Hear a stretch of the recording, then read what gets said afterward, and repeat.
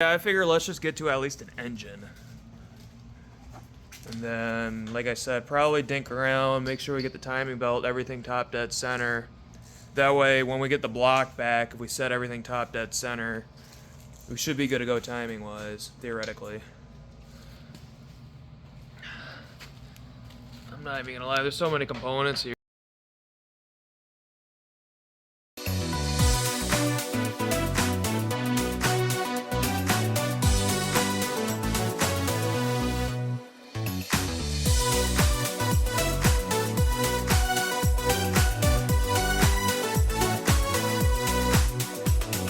Alright guys, Matthew, welcome to Actual Exotic Flips, the second episode, where right now we are dealing with a 1996 Fiat Panda 4x4 with a 1.1 liter fire engine that is on fire. We will get to that later, literally. And the goal of this project is, again, like the title of the series, is to try to flip the vehicle within the United States, a country that this vehicle was never sold in, and to see if we can make a profit. So trouble arises. I got lummed from Car from Japan, and I guess I will start at the beginning of the story. When I first bought the vehicle, I checked the oil, and everything was good. It looked like they did an oil change before I got it. Did have an oil change sticker in Japanese, which I don't read, but I could see the mileage and everything looked good and dandy. One of the reasons I bought this vehicle was it was low mileage, so I thought, given that the vehicle was low mileage, that there would be not too many issues. And I was wrong on that. So long story short, I had to do a drive, and it was about 3 hours round trip. And I thought, hey, usually I check my oil about once a month or so, and it's a long road trip. Let's just check the oil, see what's going on.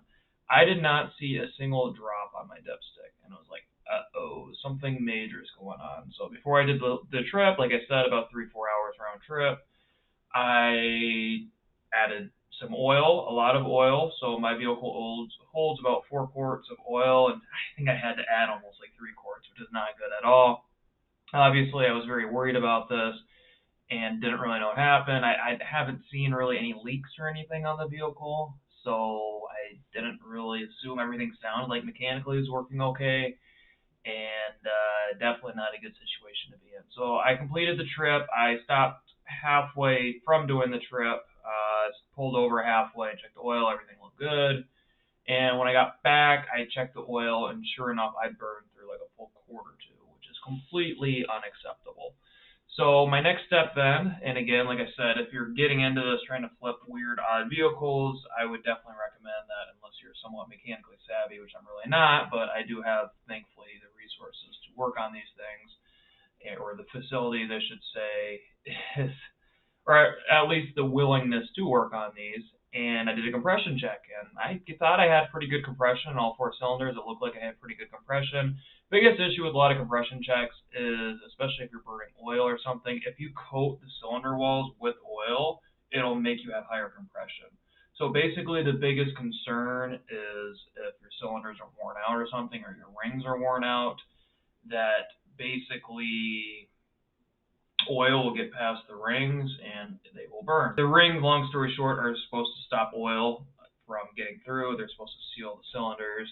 And when that doesn't happen, you burn oil. And obviously, this is a major expense. To get access to this, you have to get down to the bare block, especially in a front-wheel drive car. That is very difficult to get to. You got to take a full transaxle, and it's a whole mess compared to a rear-wheel drive vehicle, especially with newer vehicles and older ones. Not necessarily too bad, but you literally have to strip the engine completely down just to get access to this. So it is a pain in the butt. So in my mind, I did a lot of research, and I was under the assumption that it's either something with bad rings. In my mind, I had good compression, so it's probably not necessarily the case. And the only other thing that I could find out or come up with, I guess there's like a PCV, PCR, and I know I'm butchering the name, valve or something. My vehicle doesn't have that, so that's not really, couldn't be the problem. The only other thing would be the valve stem seals. So the valves have little stem seals at the top, and when those wear out, then you will burn oil.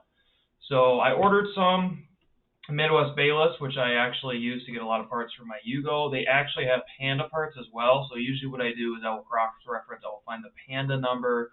I will search it up in their shop for parts. There's a little area somewhere here where you can actually search for parts right here.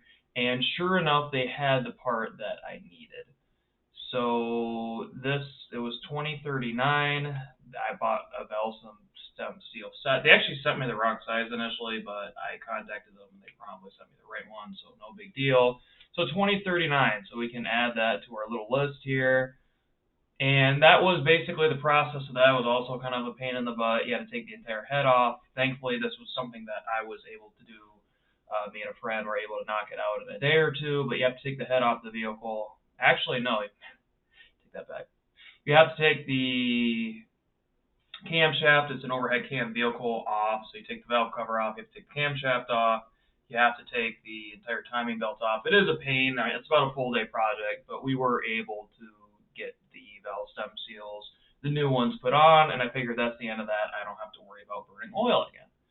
So fast forward a little bit, and again, I am daily driving this vehicle. This is my daily driver, and I noticed one day that the temperature is going crazy. It's like redlining basically. And another issue with this vehicle is it was not made for the American market. The temperature is in Celsius. It's not in Fahrenheit. So I'm sure the temperature, I think it was going like it was normally like 110 Celsius, and I did not think anything about this. Again, in my mind, I'm used to Fahrenheit, and I should have converted temperature to Fahrenheit just for my own reference. I was going to say most vehicles that I drive around 180 to 200 degrees is about a good safe zone. And basically, since I got this vehicle, it was overheating, and I had no idea about that because it was in Celsius. But one day the gauge was completely to the right. I could hear the hissing and stuff, so I limped it home. Thankfully, I have a backup vehicle or a few backup vehicles, so it wasn't necessarily too big of a problem.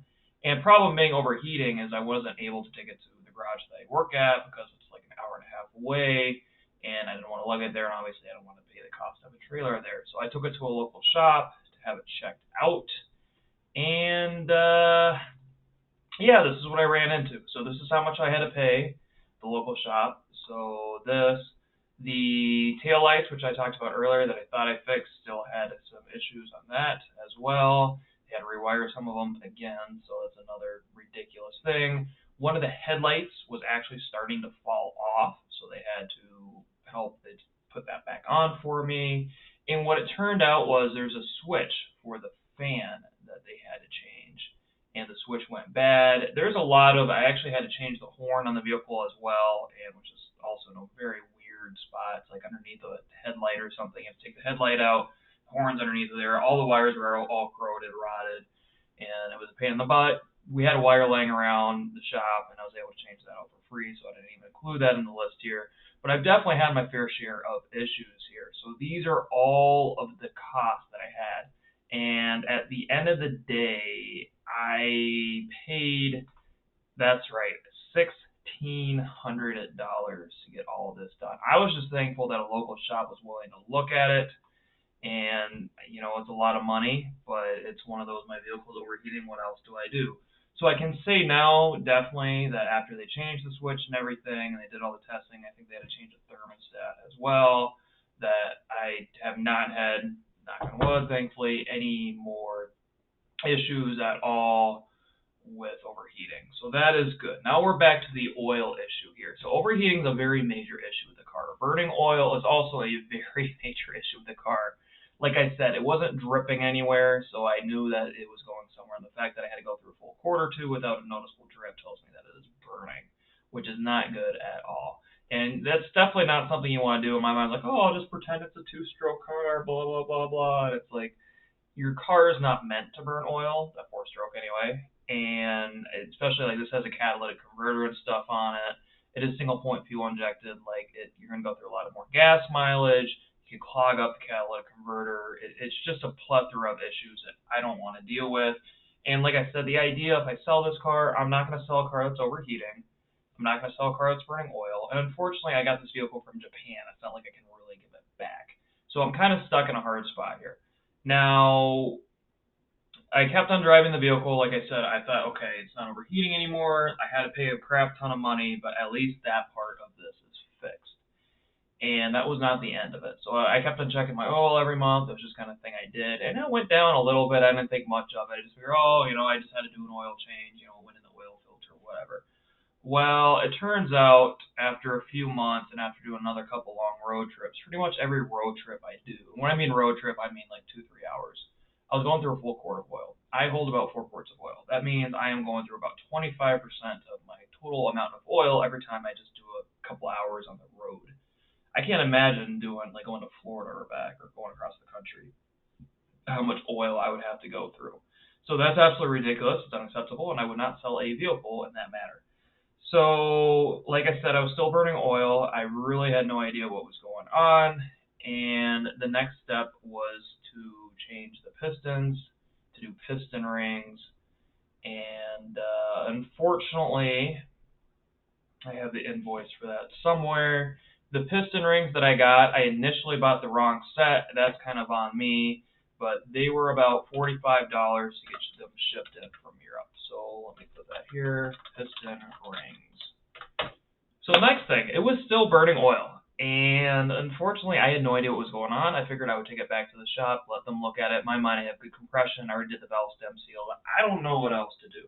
So I had to pay a diagnosis fee of basically almost $300. Again, I did not really want to do. And I was basically told on cylinder 1 and 3 that oil was getting past the rings. And obviously, if you look at what this report is saying, it's definitely not good at all. They found scoring going down the cylinders on a couple of cylinders. Basically, I was told I need an engine rebuild. So the cost of me getting the entire engine ripped apart, which again, front-wheel drive vehicle, four-wheel drive is going to be a pain to do. Get everything fully taken apart, and then basically to get everything remachined. Just the machining itself, I was quoted around 3, 4 grand. And if I wanted to pay a shop to get the engine pulled and put it back in, I would probably be 8, 9 grand. You do the math; it's not worth it. I was basically recommended to just fill up the oil and to deal with it, which is not something that I'm willing to do. I'm very particular with my vehicles, and I basically got lemon from Car from Japan. So it kind of put me in a tough spot. And if you saw the intro video, I ended up ripping the engine out. Before I did that, I thought it would be a good idea to try to put new piston rings in, see if it would do anything. And that was a whole another operation. We ended up pulling the whole head off. Thankfully, you can do piston rings without having to pull the engine apart, but unfortunately, that entire weekend was useless because even after putting in brand new piston rings, I was still burning oil, which tells me that basically due to overheating for a very long time, it caused some issues with the cylinder bores themselves, and that is why I have overheating because they're not sealing properly. So definitely not something that is good at all. And long story short, as you'll see in the next episode, you'll see what I end up doing to get that resolved. But definitely not a good situation to be in. Be very careful when you're buying vehicles abroad that you're not getting ripped off. And I could tell this had an oil change right before I got it, which is usually a good sign that, oh, they gave you an oil change before you got it. Thinking back, it was probably to mask the fact that the thing was burning oil and they auctioned it off because, again, it was burning oil and it wasn't worth it to fix. So I kind of got stuck with the problem. Now, I am going to fix this vehicle up right. By the time I'm done with it, it will not be burning oil anymore. I don't care what I have to do or what I have to go through.